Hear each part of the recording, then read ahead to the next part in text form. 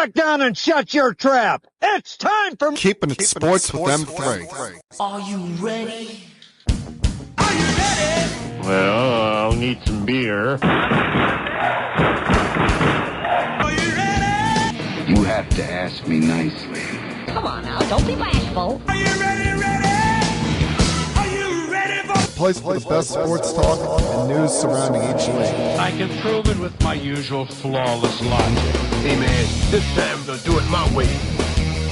What's your name again? And now, here's your host, M3, Mike Rosansky. Coming to you from Cherry Hill, New Jersey, it's time for Keeping It Sports with M3, powered by the Connecticut School of Broadcasting. Good afternoon, everyone. I'm, of course, your host, Mike M3 Rosansky, coming to you on this Monday, the 12th day of the month of January. Hope you're all having a great start to your day, whatever you may be doing. Hope you're all coming off of a fantastic weekend, a weekend that if you're an NFL fan, quite frankly, you really can't be truly disappointed about. I mean, if you're a fan of a team that was eliminated, then today you're hurt. You're disappointed. You're thinking about that long journey that it's now going to be to the start of next season. In the case of a fan like yours truly, I only wish I could feel that kind of angst, that kind of emotional heartbreak as today we acknowledge the 57th anniversary of the New York Jets' one and only Super Bowl victory.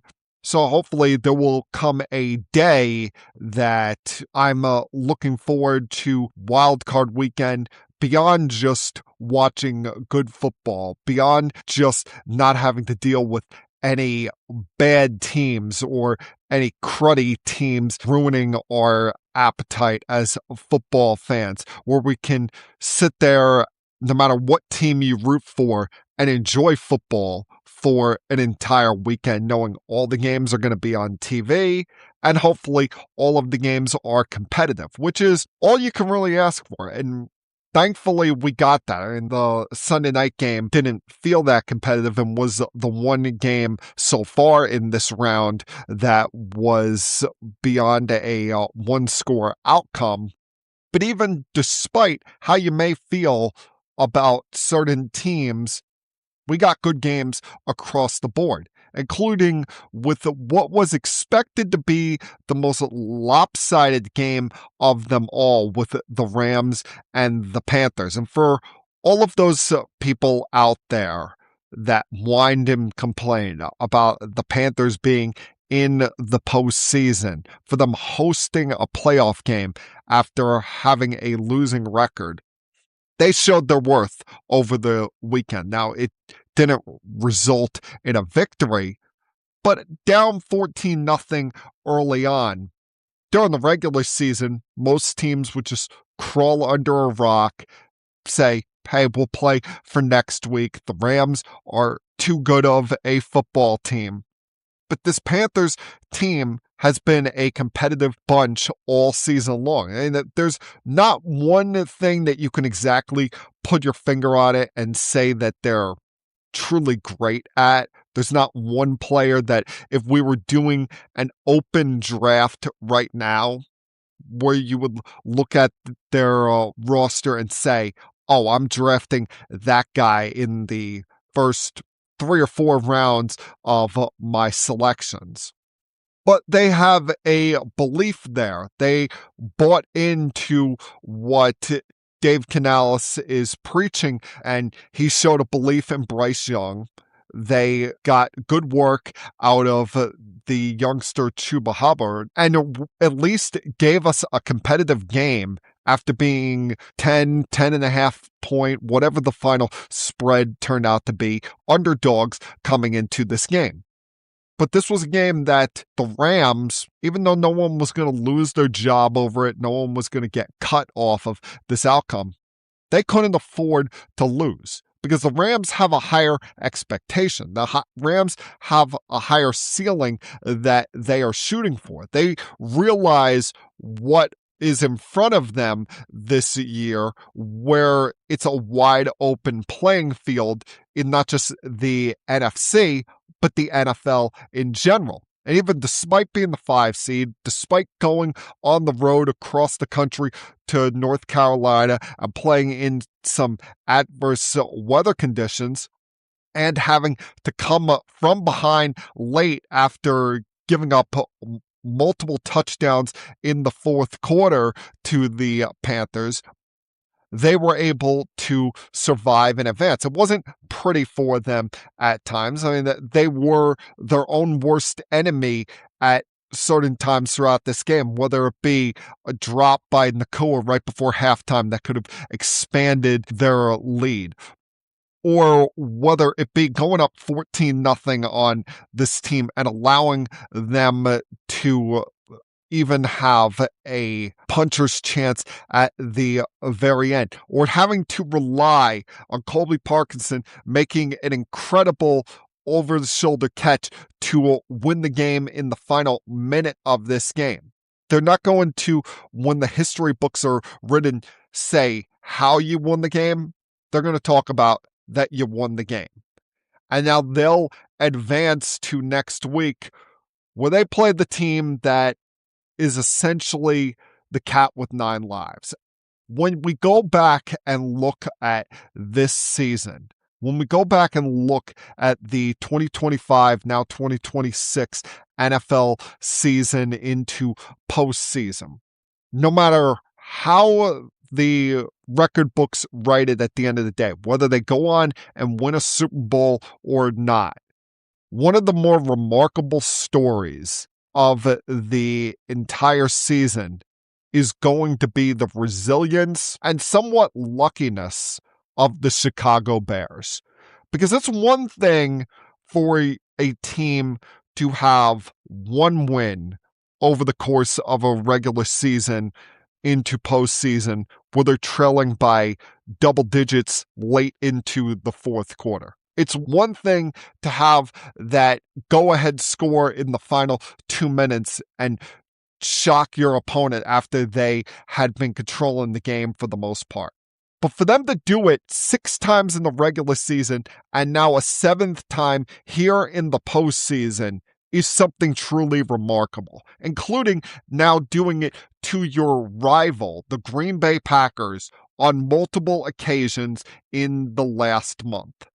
The Bears look like a dead team walking, not just at halftime, but heading into the fourth quarter. They couldn't get anything going right. The Packers had scored on their first 3 drives of this game. Love is picking that defense apart. They lose their number 1 linebacker, TJ Edwards, to a gruesome ankle injury.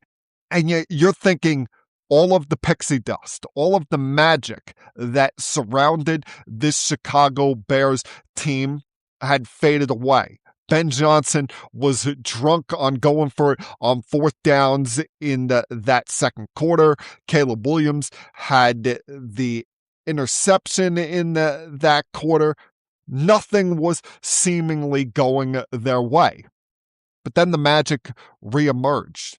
The magic started coming the Bears' way again. They slowly but surely start crawling their way back in this game. I don't know whether it was a rallying cry after seeing TJ Edwards in the locker room during halftime, or it was the fact that the Packers were allowing them to walk back into this game. Mainly one person, and you hate to put all the blame on one person, but Brandon McManus. Can you make one damn kick? Seriously, if he makes one kick from the point it was 21-3 on, the Packers probably win this game, and we're talking about them going to Seattle next week. But he misses a 55-yard field goal right before halftime. Yes, I know it's outside in frigid conditions in Chicago. You follow that up with missing an extra point in the fourth quarter that would have put you up by 12 after Golden's touchdown. And then 3 minutes to go, when the Bears had finally come back within one score, you miss a 44-yard field goal, which I don't care what the field conditions are, what the weather conditions are. That has pretty much become a chip shot in today's NFL.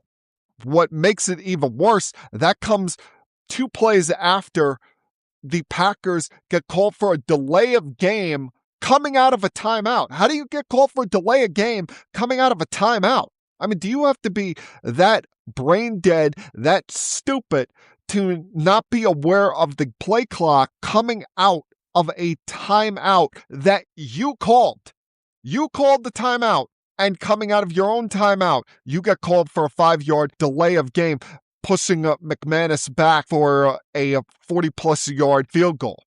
And once that happened, you just had this feeling. You just had that weird feeling inside. It's unexplainable. Oh my God, the Bears are going to pull this shit out once again. They are going to somehow, some way, after as ugly a first half as you possibly could have in an NFL game, they're going to pull this out and going to win this game.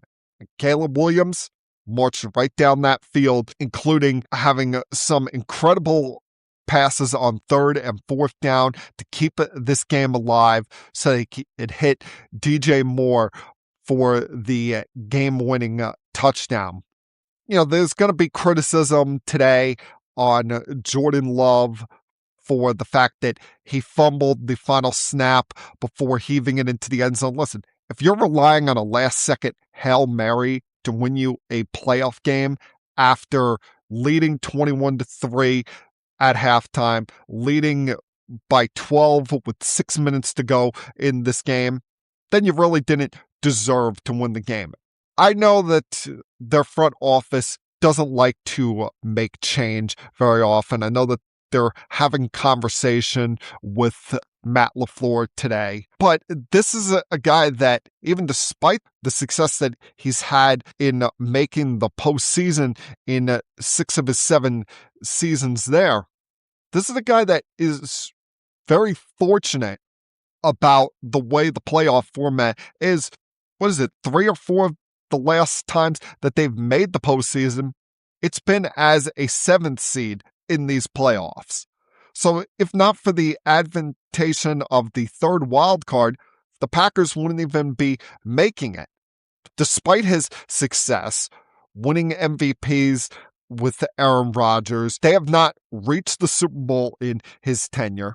They've not gone to the conference championship game in now 5 years. He's had some really bad playoff losses in that time, this one now being the worst. Now, he would probably get a job in 5 minutes, but my thinking here is the Packers, this talk about them having conversations with him today, is all just to see right now if one of these desperate teams looking for a head coach will pony up something in a trade for him possibly, because either they're going to sign him to an extension and continue this marriage of him and Jordan Love, or they're going to move on from him. And I wouldn't blame them if they did. This was a really hideous loss. Yeah, you're without Micah Parsons, but you had pretty much your entire offense healthy. You had your quarterback back there, and you lose 5 consecutive games, including the postseason, to end your year. Not a great way to end things if you're Matt LaFleur and the Green Bay Packers. But one of Matt LaFleur's good friends is smiling today, and that is, of course, the former Jets head coach and once again defensive coordinator of the San Francisco 49ers, Robert Saleh. I talked about how the Bears are one of the best stories of this NFL season. Well, I think you got to put the 49ers right there alongside them, because the 49ers don't make sense either. They have had more injuries than almost anybody in the league. I think they've had the 3rd most games missed from players that were in their starting lineup on opening day when it comes to the injuries that Brock Purdy has had, injuries they've had on defense. Now losing George Kittle in the second quarter yesterday to a torn Achilles, and still overcome that to advance past the Eagles yesterday in a game where no one would have blamed them if they lost. No one would have given them a lot of crap today, because I think there's a feeling that with the fact they weren't able to get the first round bye and how many injuries that they had, that eventually it was going to start catching up to them. But they ran into an Eagles team that I don't know whether you want to call it Super Bowl hangover, whether you want to just lump all of the blame into the lap of the offensive coordinator, Kevin Patullo, who it's 1:30 here on the East Coast, and he is still the offensive coordinator, surprisingly, of the Philadelphia Eagles. But something all year long seemed off about the Eagles. You really couldn't put your finger on one exact thing, even despite this team winning 12 games, being the 3 seed in the postseason, your reigning defending Super Bowl champions, and fairly easily winning their division once again. Something all year felt off.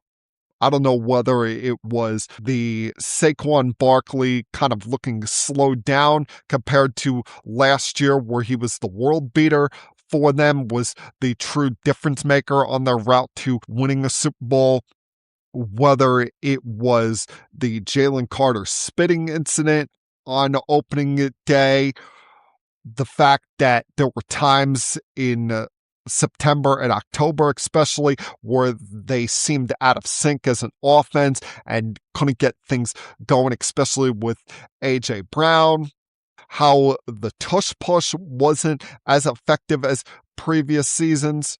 But you saw all of those problems that penetrated this Eagles team throughout the year come to life once again yesterday.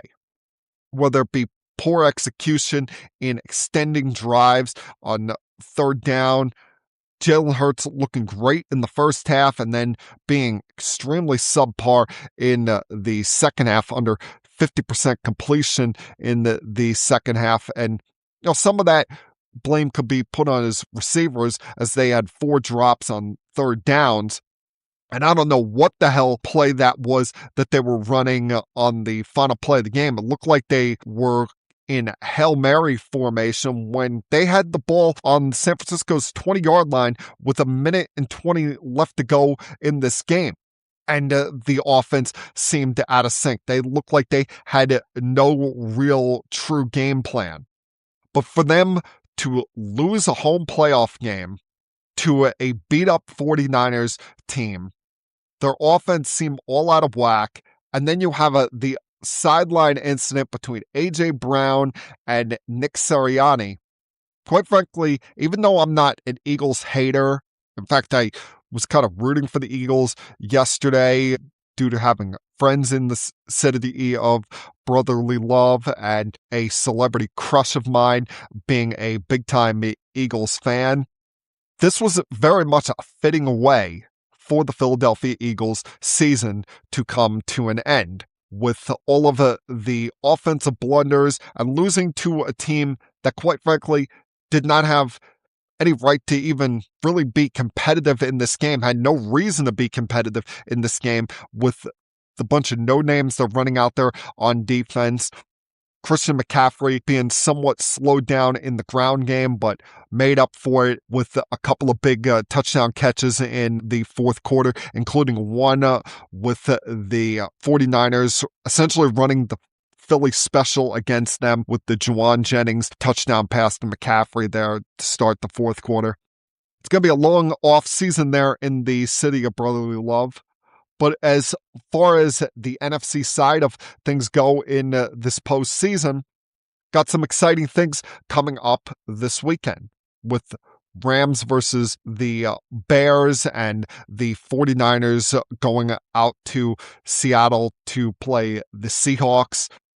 You wonder, at some point, is any of this going to catch up to both the Bears and the 49ers, the Bears and their, what do you want to call it, luck, whether you want to call it just being extremely good in the clutch. It seems that most of the world is now rooting against Ben Johnson after his half-hearted handshake with Matt LaFleur after the game. But the 49ers, I'll keep saying it, how many more hits can this team take? Now you lose one of your emotional leaders. You lose your tight end in George Kittle. Like, how many more players can this team lose before they are truly dead men walking? But hey, it made for an exciting week 1 in the NFL playoffs. Hopefully, this weekend was just a sign of things to come for the ride that we're going to be going on in this postseason where truly anybody could win this. All right, got plenty left to talk about today. I'm going to turn my attention toward the AFC side of the postseason coming up. Mixing some thoughts on the NFL coaching vacancies we've got right now. Some thoughts on college football, Major League Baseball, the NBA. So there's a lot I want to get to that I'm going to try to fit in here over the next about 45 minutes or so here. Glad you guys could join me this week. And as I tell you each and every single week at this time, please sit back, relax, hell, put your feet up if you feel like it, and continue keeping it sports with M3. I'll be back.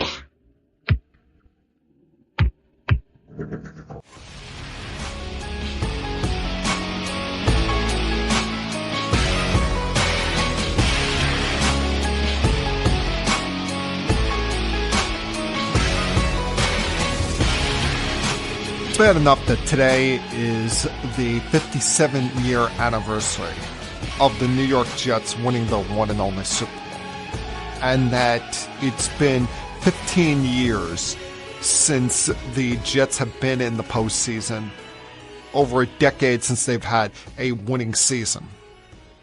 But what makes it feel even worse is when you look around the Jets division and you realize how far they have to go to even be competitive with these teams, how far they have to go to even have a puncher's chance when you have the Buffalo Bills, who have ruled the division for the most part over the last 6 or 7 years, and now the New England Patriots back in the mix of things after a brief dry spell, ending the Bill Belichick, Tom Brady era, a 1 year with Gerard Mayo, and then they bring in Mike Vrabel, and he's cracked the code and turned Drake May into a superstar in his second year in the NFL. Really makes you wonder as a Jet fan if you're ever going to be competitive, and really has you saying, this is why we can't have nice things. Because yesterday, even despite my number one interest being for rooting for good games, having nothing but exciting action to talk about coming into today, my big rooting interest, of course, was for both the Bills and the Patriots to lose. And unfortunately, neither one of those happened. Now, as far as this weekend is concerned, there was no team that was facing more pressure to win, more pressure to advance, and more pressure to come out of the AFC in totality than the Buffalo Bills. We've talked about it from here to the cows come home about how this is the greatest opportunity the Bills have had in the Josh Allen, Sean McDermott era, and they need to take advantage of it, even despite the fact they will not be playing any more home games at Highmark Stadium. I'm going to have to go on the road to do this, doing something that they hadn't done in over 30 years, and that was win road playoff games. That be up until yesterday, when it wasn't a 100% virtuoso performance by Josh Allen. Hell, even despite not getting sacked a lot, he was getting beat up, dealing with a hand issue. There was a leg problem early in the game. Even got to the point where his offensive line tried to literally pick him up and carry him into the end zone at the end of this game. Probably the longest tush push that we are ever going to see. But the most important thing is that he got the win. He got the W at the end of the day. Could not go down there to Jacksonville, even despite them winning however many it is in a row, 8, 9 games in a row, despite how lethal Trevor Lawrence and that offense have looked for the last 6 weeks. You could not go and lose that game. See, with Jacksonville, there was really no pressure on them. First time in a while that they've been in the postseason. You have a rookie head coach in Liam Cohen. Yes, you're getting an awesome season out of Trevor Lawrence, but people want to understand if they lost. If the Bills had lost yesterday, we're sitting here today talking about Sean McDermott getting his release papers. We're talking about, can Josh Allen win in the big spot? Should they be making a trade for a number 1 wide receiver? But after all of the chaos that went on in that game yesterday, as you had a back and forth fourth quarter between these teams that the Bills were able to survive on. And I've seen a lot of people bring this up today, wondering, Allen had gotten stopped on that aforementioned tush push. He had gotten stopped at about the 6-inch mark with about a minute to go in this game. And with the Jaguars having no timeouts left and the Bills having 3, there were a lot of people wondering, why didn't the Bills just take a knee or run a play where they could stop before the end zone rather than pretty much the Jaguars letting them score on that play? Well, you got to realize there is so much that can go wrong on a play like that. Whether you get a false start from someone on the right side of the offensive line, or with how ticky-tack these refs are with calling a legal man downfield these days. You could get a penalty there, or a missed snap with the football and suddenly you're left scrambling. So while it's very easy to play Monday morning quarterback, it's very easy to say, oh, you should have done this, you should have done that. As a head coach in that moment, you're not thinking about how much time you run off the clock, how much little time you save them to potentially counter that.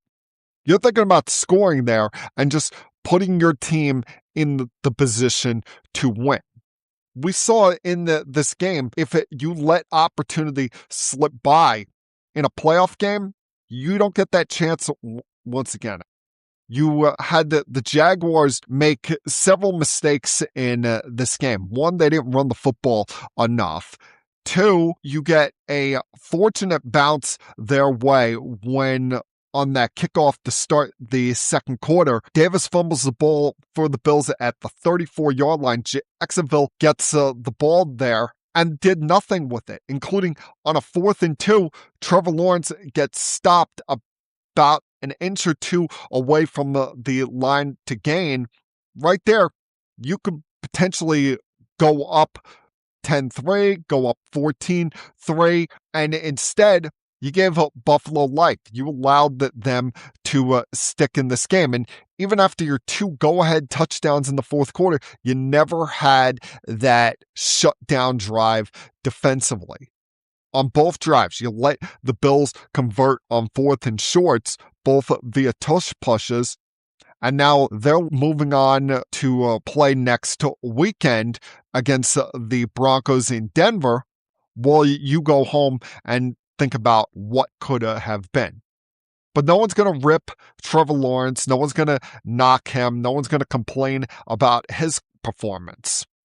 But there is a quarterback that is now going to start facing that reality. That's going to start facing a lot of criticism and a lot of questioning by fans and by the national media by a large part. And you can make the argument whether this is fair or not. But I think Justin Herbert has been in the league long enough now and has done enough with some of the record performances he's had in the regular season in still his young career, where we can start questioning him, where we can start holding him to a higher standard, where making the postseason is not good enough. We want to see big-time performances from him. We want to see him win playoff games, get deep into postseasons, and hold him to a standard that the likes of Allen, Lamar Jackson, Joe Burrow are held in, all looking up, chasing Mahomes for that ultimate prize. But you look at Justin Herbert's resume so far. He's now 0-3 in the postseason, only 2 touchdowns and 4 interceptions. And last night was an ass-kicking. I mean, let's face it, the final score was 16-3, but this never felt competitive. This never felt like a game where you thought the Chargers were going to win. They settled for that one early field goal when they had the ball at the 3-yard line. And after that, never did anything, even though there were plenty of times where Drake May and company provided them opportunities. He had 2 turnovers in this game, and the Chargers came away with no points on either one of those. And there was only going to be so many times where you could slow up that Patriot offense before they were going to finally snap back into things and have that knockout punch, that shot that said, yeah, Chargers, you ain't coming into our building and winning this game. It wasn't a pretty performance by any means by Drake May, but that defense was so damn good last night, making life a living hell for Justin Herbert. Not just with the rush off the edge, beating up on those backup tackles, but also with Milton up the middle causing hell on him. And the Chargers, after that one drive to get the field goal early in this game, really had nothing going all night long. So to prepare for it, people, I'm telling you, you're going to be hearing a lot of criticism now all off season toward Justin Herbert. People are going to start with the yeah buts when it comes to comparing his regular season to his postseason. And that's just the way, if you're one of the highest paid quarterbacks in the league and viewed as a top 5 to 10 quarterback in the sport, that's the standard all of these guys get held to. Not what you do in the regular season, but what you do in the month of January and whether you can lead your team to a Lombardi trophy. But we sit here today, even despite one game left to be played in a wild card weekend, that game taking place on Monday Night Football between the Texans and the Steelers, where you have 3 teams alive in the NFC West. And unfortunately, both of my rivals in the AFC East still alive. And all of this making me realize once again how far the Jets have to go if they ever want to be truly competitive. Life is just not fair, folks. I'll be back.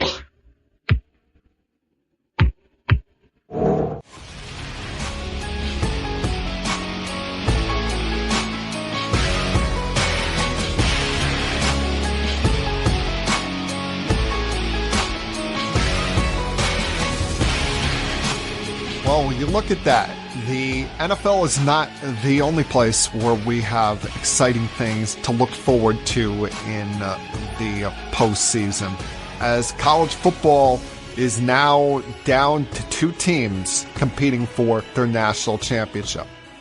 1 week from tonight, it will be the Miami Hurricanes going up against the Indiana Hoosiers down in Miami at Hard Rock Stadium, coming off of what was a really fun, exciting game to watch in the Fiesta Bowl between the Hurricanes and the Ole Miss Rebels. And the only real disappointment from my standpoint here, and nothing against the Hurricanes, But Ole Miss was just an incredible story to watch, between the nonsense that went on with Lane Kiffin, him leaving, pulling the coaching staff from continuing to coach after the game against Georgia, there being very few of the coaching staff still remaining, as well as watching this kid, Trinidad Chambliss, play. Who knows if that was his last college game or not? Remains to be seen whether there's going to be anything that comes out of this with him and Ole Miss hiring a law firm in his appeal to try to get a 6th year from the NCAA. But they fell short to a Hurricanes team that has got a lot of future pros on it, a team that was able to rally even despite how chaotic that fourth quarter became there. And it seemed like whoever touched the ball last was going to win it. They now move on to play the Indiana Hoosiers, the number 1 team in the country in the national championship game, who, my God, the Indiana took no prisoner on the Oregon on Friday night. That was a beatdown to the nth degree. I mean, the final score may read 56-22. It felt a lot worse than that. Oregon did not look like they belong on the same field as them. Dan Lanning and company looked totally unprepared. Dante Moore looked like a quarterback that was every bit of a 20-year-old with less than 20 career starts to his name. So everybody that was raving after their first playoff game, where he did seemingly anything he wanted up against James Madison, I think they can now calm the hell down. So Indiana, say what you want about them not having any 4 or 5-star recruits. There's just something about that team that, I don't know whether it's an us against the world mentality or it's just wanting to match the greatness that Fernando Mendoza has put on display.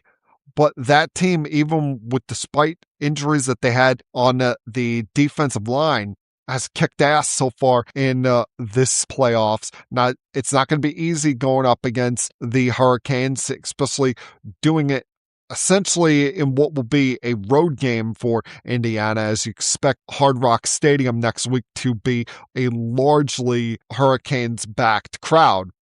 But if anyone can overcome those odds or overcome those circumstances, it surely is this Indiana team. But before we get there, there's going to be a lot that goes on in the NFL, not just with the continuation of the playoffs tonight and then the divisional round coming up next weekend, but also with all of the head coach openings that we have in the league right now.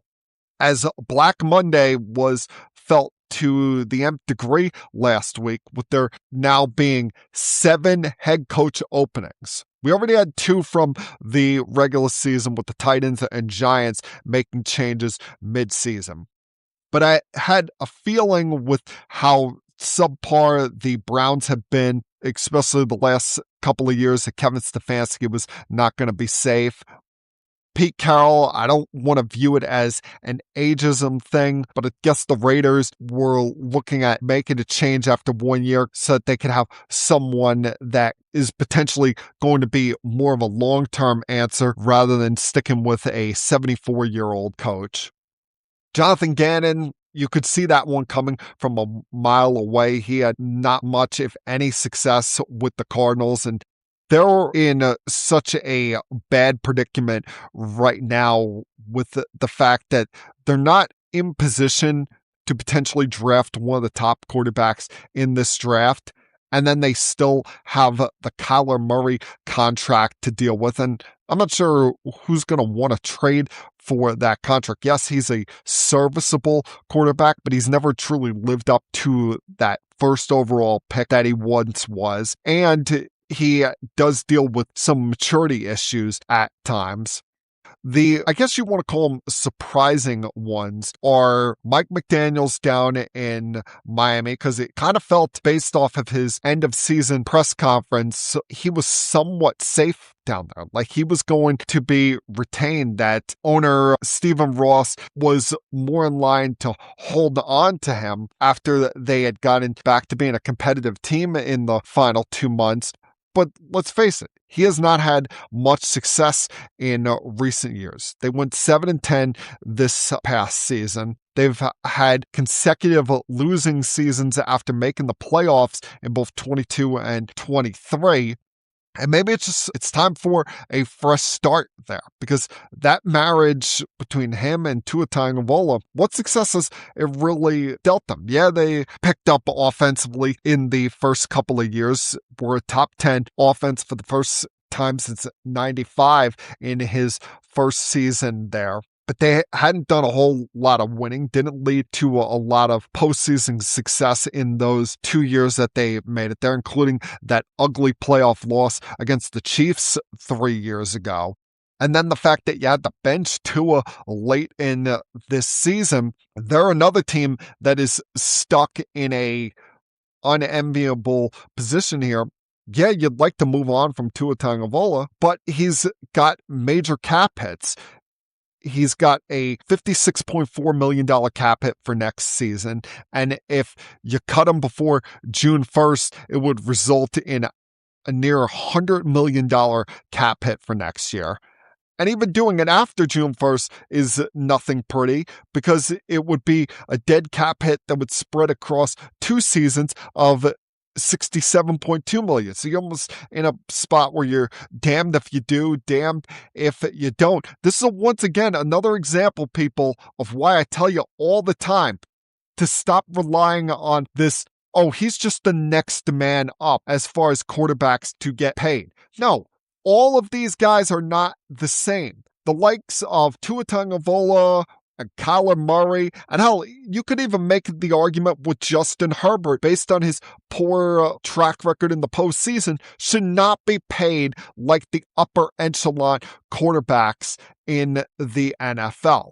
There's tiers to this. There's levels to this, folks, and not all of these guys should be treated on the same level. One coach who had an A-level quarterback was John Harbaugh.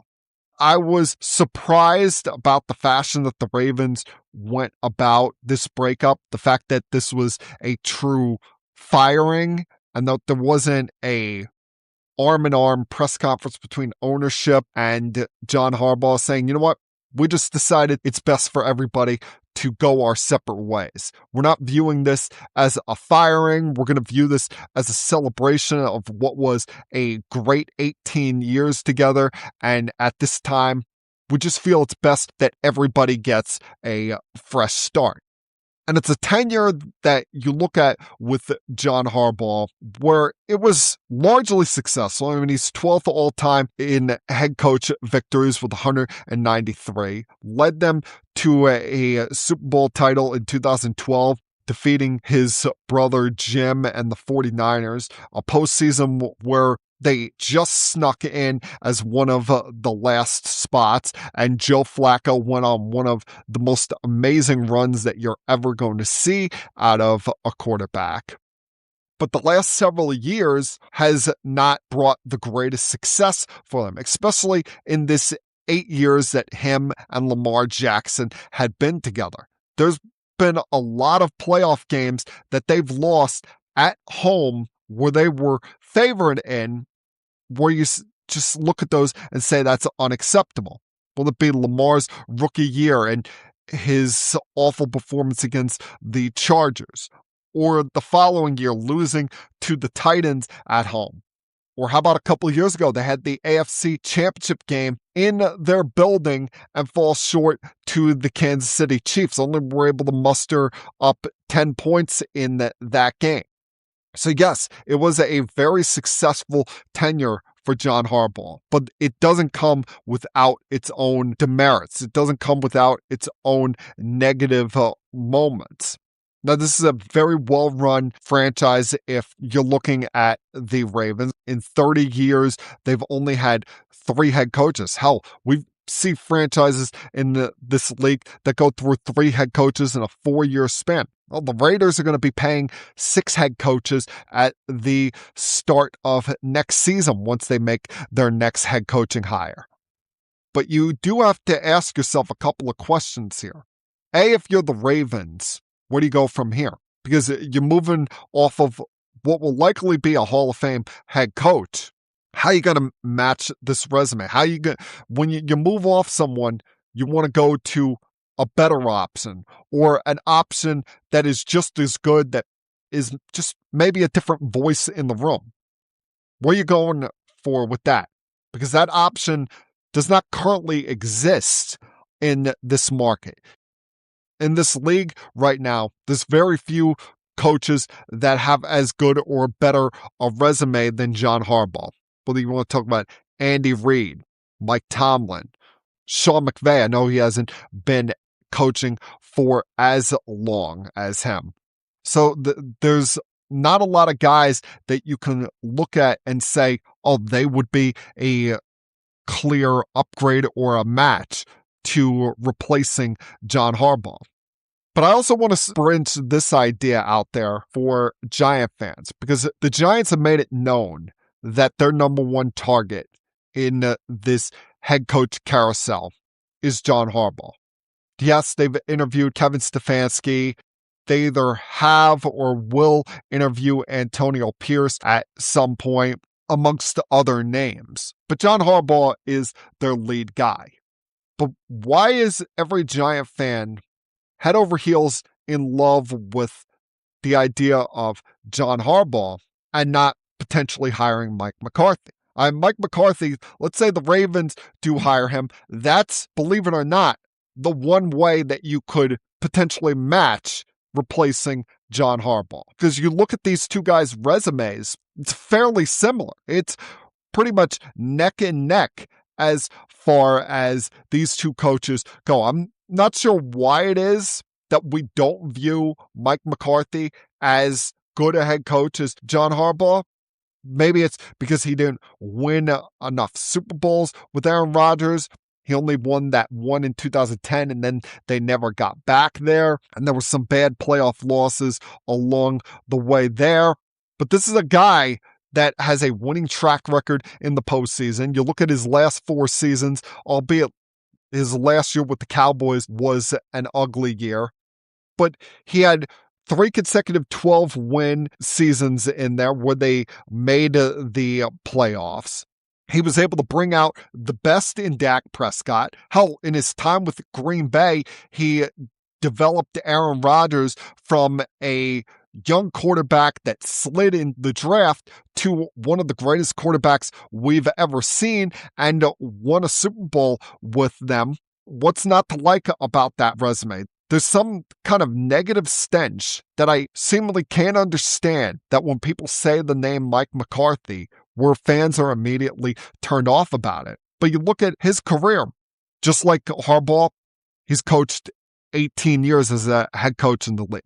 He's got 1 Super Bowl win just like Harbaugh, and they have the same regular season win percentage rate at 61%. You look at the last 4 years for these two guys. McCarthy, 3 consecutive 12-win seasons before slipping and having that 7-win season with the Cowboys. Harbaugh, 10 wins, 13 wins, 12 wins, and then 8 wins this year before getting axed by the Ravens. So how is he 100% definitively a better option for the Giants than Mike McCarthy, especially with all that laid out there about his recent track record in Baltimore in the postseason with Lamar Jackson? Whatever the reason may be, if you're a Giant fan, if you're told a week from now you hired Mike McCarthy and not John Harbaugh, you really should not be disappointed. Mike McCarthy is a hell of a head coach, and we need to stop disparaging him the way that fans have been doing recently. I'll be back.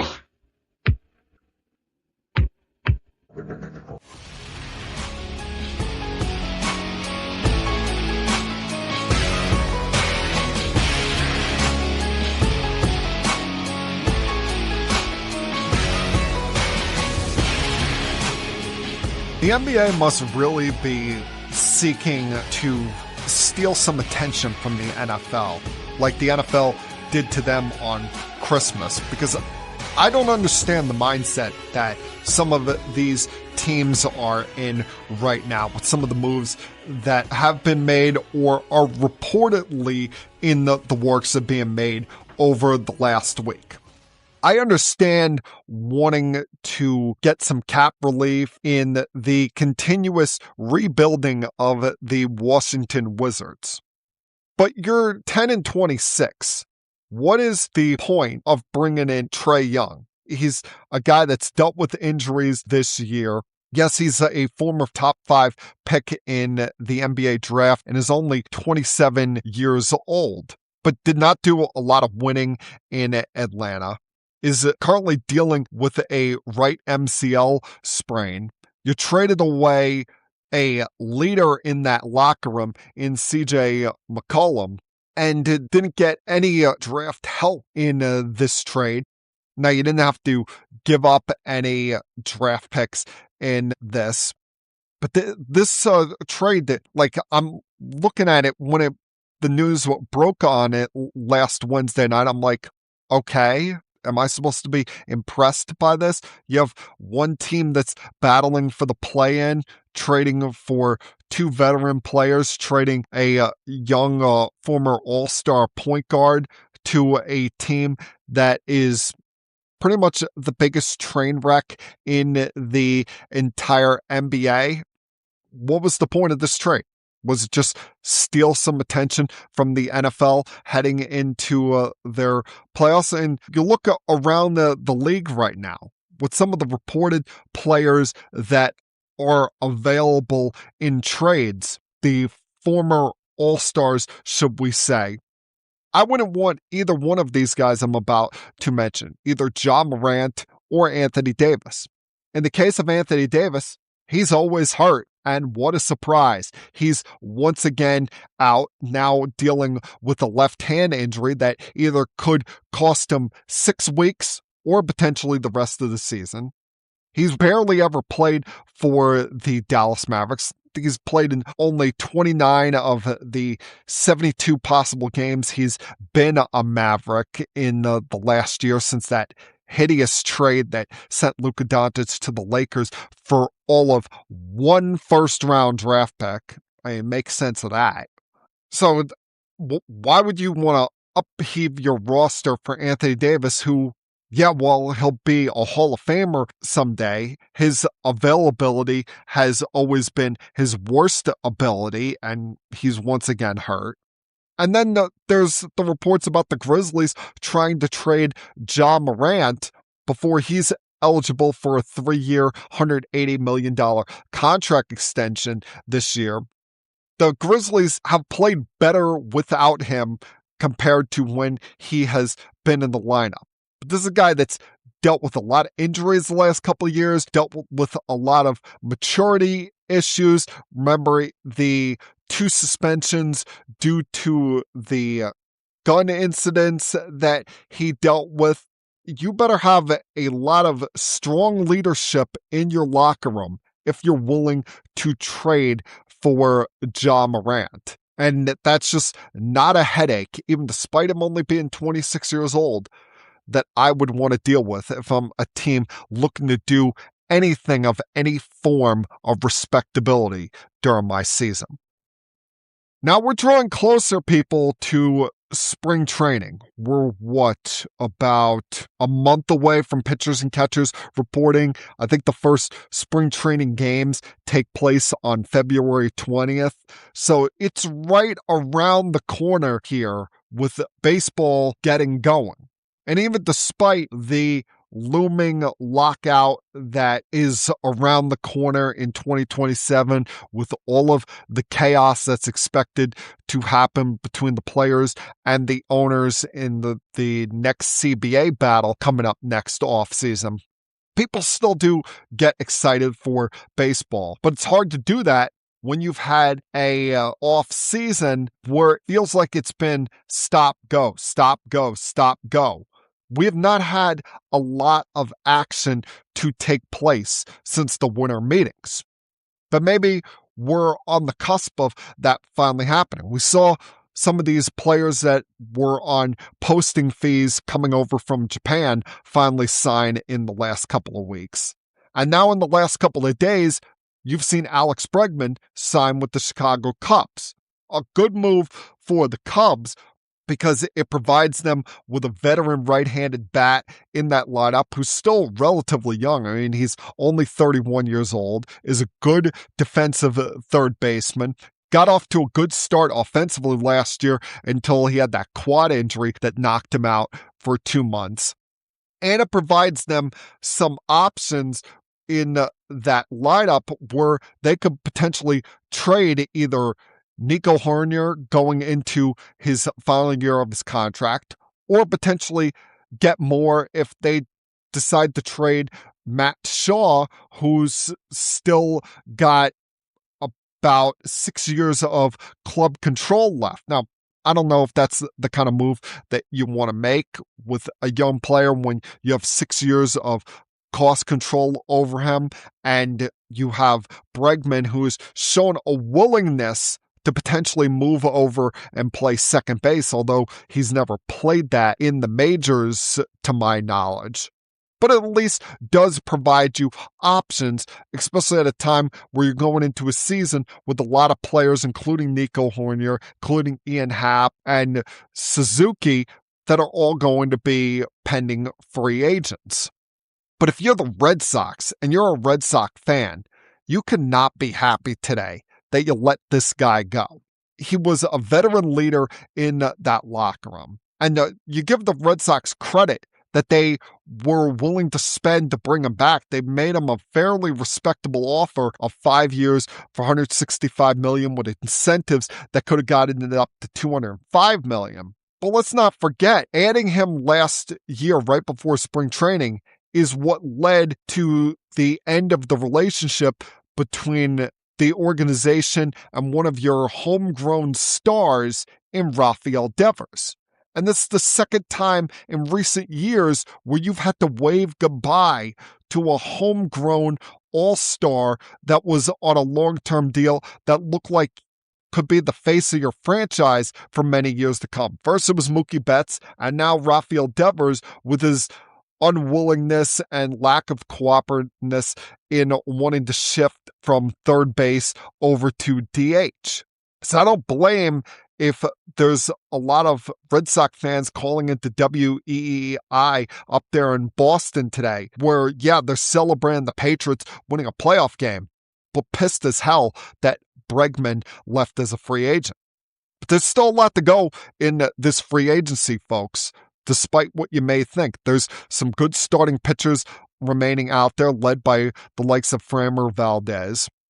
You've got Bo Bichette still out there, and it sounds like he's going to meet with the Phillies this week. That could be a match there after the fact that they hired Don Mattingly to be the bench coach last week. And then there's the ongoing saga between the Yankees and Cody Bellinger, who, quite frankly, I am sick to death of this and the fact that this has gone on this long. I understand it takes two to tango. I understand that the organization and then the player and his representation have to agree on a deal to be made. And while I've been kind of annoyed with how the Yankees have handled their offseason, dating back to when they were ill-informed and didn't read the room well when it came to giving Trent Grisham the qualifying offer. But I'm 100% on their side when it comes to this now impasse that they are dealing with when it comes to Cody Bellinger. I am understanding if they move on from him, if they go forward this season and don't have Cody Bellinger on their team, because they've made a very fair effort to re-sign this guy. They've offered him a 5-year deal with an average annual salary somewhere between $30 and $32 million. And that's more than fair for a guy that was a good player for the Yankees last year, hit 29 home runs, hit 272, an on-base percentage of 334, and a slugging percentage of 480. And he showed a willingness to play everywhere. Mostly played left field, but also had starts in center, right field. Is a guy that you could also stick at first base and play well. But he hit 18 of his 29 home runs at Yankee Stadium and had a 200-point better OPS at home compared to on the road. And the fact that him and his agent, Scott Boras, are stringing this along, seeking a average AAV of something that would put him in the top 5 players in baseball as far as total salary, and want a 7-year deal. I'm sorry, Cody Bellinger, as I said, is a good player, but hard pass on that. Go find someone else out there that's willing to give you 7 to 8 years. Someone else that's willing to make you one of the top 5 paid players in the sport. Yeah, he's a really good player and was a good Yankee last year, but he's not a superstar. He's not someone that you knock the walls down and build your franchise around and push over any rock to make sure that you have them on your team. That's the kind of thing you do for Aaron Judge. That's the kind of thing you do for Juan Soto. He is not in their category of player. And you continue to waste time on doing this, it takes your attention away from other things. Maybe the possibility of signing Kyle Tucker, who's still out there and not represented by Boras. Or signing Bo Bichette, and then you have an attractive trade piece in trading Jazz Chisholm, because then you put Bo Bichette at second base since they seem committed on going with one of their young shortstops moving forward. Or you try to find a trade partner for Ryan McMahon and you put Bo Bichette at third base, since we saw Bichette's defense at shortstop take a turn downwards last season. Or go out there and look for upgrades in the bullpen, something that they have not done this offseason and have gone with the around the margins moves with re-signing Paul Blackburn and making waiver claims from the Houston Astros and the St. Louis Cardinals. But this nonsense with Cody Bellinger, the Yankees need to stop wasting their time. And I am firmly on their side if they have decided to draw a line in the sand and say, Cody, Scott, this is our best offer. 5 years for $150 to $162 million. Take it or leave it. Someone else wants to offer you 7 years. God bless you. Move on. Because you can't keep wasting time on this. It has gone on for too long, and while I normally rip the Yankees and how Hal Steinbrenner has the budget and how Brian Cashman is stubborn with some of his moves, this time I can't fault them for moving on from a free agent that they wanted, but is not a great player. And that, my friends, was Keeping It Sports with M3. For Monday, January 12th, 2026. Everyone, please have a great night. Have a fun, safe, happy, healthy week. Remember, folks, you get one life, so you might as well try to live it up to the fullest. And I'll talk to you guys again, same time next week. Until then, peace. We have to go. Good night, everybody. I have had enough of you. Thank you for all the fun. Thank you.